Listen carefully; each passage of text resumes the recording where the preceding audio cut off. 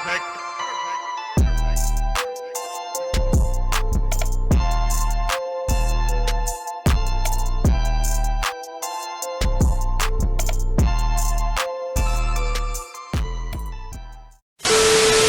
Averaged 22 points a game, but Isaiah Joe was in the draft, came out of it, went back in again.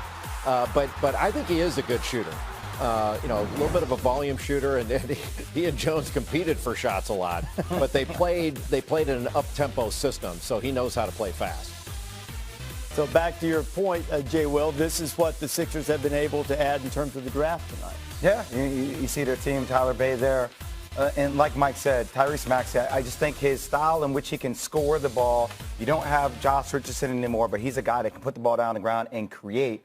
And then having guys like Seth Curry to play off that creation, Joel Embiid and pick and roll, Ben Simmons / get to the rim, the pieces look like they're going to work. When I think about players who could have benefited the most from a traditional NBA combine, Isaiah Joe is one of those players that come to mind. Drafted 49th overall by the Philadelphia 76ers. I think if we would have had that traditional combine, he's one of the players whose stock would have risen tremendously. Isaiah Joe is a fantastic jump shooter, but he brings a lot more to the table than that. Isaiah Joe is a very solid defender, being 6'5" with a 6'10" wingspan. Those measurements give him a lot to work with his subtle lack of foot speed. Isaiah Joe is excellent in the pick and roll, and he's a very, very sneaky shot creator. And with him going to Philadelphia, I think that's huge for Ben and Joel. Yes, they shored up a lot of the spacing woes with the addition of Seth Curry and Danny Green and Terrence Ferguson to a lesser extent. But one of the things that they're missing the most on Philadelphia is guys who can go out there and get their own shot. Other than Tobias Harris and maybe Shake Milton to a lesser degree, they don't have guys who can go out there and get their own shot off of Ben and Joel. That's what Markelle Fultz was supposed to be.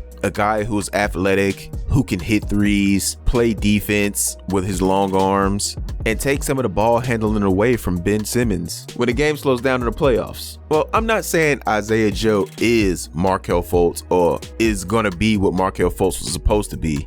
I mean, time will tell with that, but he does bring a lot to the table of what Markelle Fultz was supposed to be for the Philadelphia 76ers. And I believe that's why Philadelphia promised him that they were going to take him if he was available. And with high caliber shooters still getting premium contracts in the NBA, for the 76ers to get a guy in Isaiah Joe on a 3-year, $4 million contract, only $2 million guaranteed, is a hell of a steal, being that he could potentially bring you so much more than just his jump shot. I'm really curious to see where guys like Isaiah Joe, Tyrese Maxey, and even Shake Milton end up on the depth chart in Philadelphia after training camp, because I don't know how much time the rookies may receive, being that they are under a new regime in Philadelphia and Doc Rivers may not play them while he's trying to find his rhythm with the team or find out what he wants to do with the team. But I know Tyrese Maxey went number 21 overall in the draft, but I would not be shocked if Isaiah Joe ends up getting more time this season than a Tyrese Maxey, because he does kind of fit what the Sixers need a little bit better, being that he is a better shooter overall than Tyrese Maxey. Tyrese Maxey is a better defender, but I'm not 100% sure on Tyrese Maxey's fit with Philadelphia. But hey, he was there at 21. You have to take him, even if you move him later on down the line for something else, because you do have the Shake Miltons, the Isaiah Joes of the world. But I'm telling you, don't sleep on Isaiah Joe. With his skill set, and if he can get a little bit stronger, don't be shocked if his role is a little bit bigger than what we realize. But before I get out of here, I want to say shout out to the new subscribers. Your boy growing a little bit.